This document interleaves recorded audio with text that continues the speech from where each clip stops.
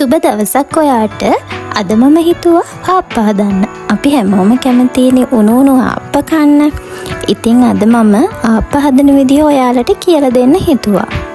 මුලින්ම මම කැකුළු හාල් කෝප්ප 3ක් වතුරේ පෙඟෙන්න තියලා පිටි අඹර ගත්තා.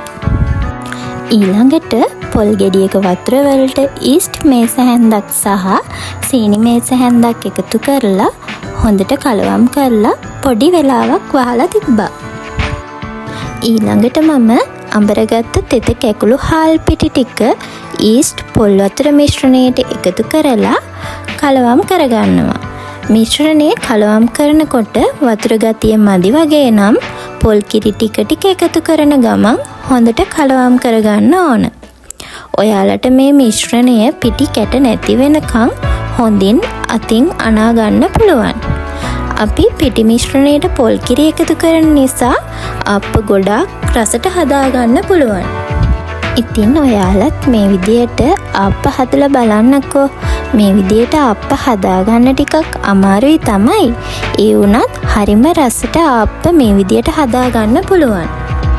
මේ විදියට පිටි පොල් කිරි ඊස්ට් හොඳින් කලවම් කරලා ටිකක් ඝන මිශ්‍රණයක් හදාගන්න.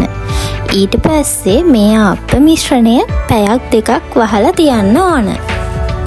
බලන්නකෝ පැය දෙකකට පස්සේ මගේ ආප්ප මිශ්‍රණය පිපිලා තියෙන විදිය. දැන් මම මිශ්‍රණයට රස අනුව ලුණු එකතු කරලා පොල් කිරි එකතු කරන ගමන් පිටි මිශ්‍රණය දිය කරගන්නවා.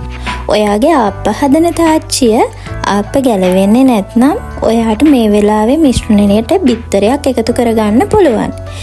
ඒක ඔයාගේ කැමැත්ත අනුව කරගන්න. මේ විදිහට පිටි කැට නැතිව හොඳ දියාරු මිශ්‍රණයක් හදාගන්න පුළුවන්.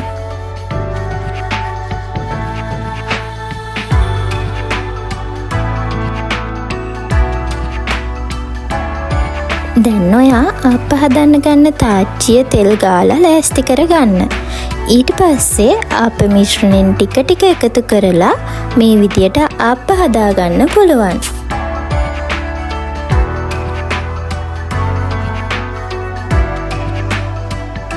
ඔයා ගොඩක් ක්‍රිස්පි ගතියට ආප්ප කන්න කැමති කෙනෙක් නම් මීට වඩා ටිකක් ආප්ප කර වෙනකල් තියලා හදාගන්න පුළුවන්.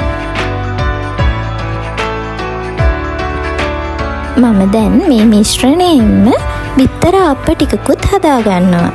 බිත්තර ආප්ප හදනකොට සාමාන්‍ය ආප්පයක් හදාගන්න ගන්නවට වඩා අඩු ප්‍රමාණයක් තමයි පිටි මිශ්‍රණයෙන් අරගන්නේ.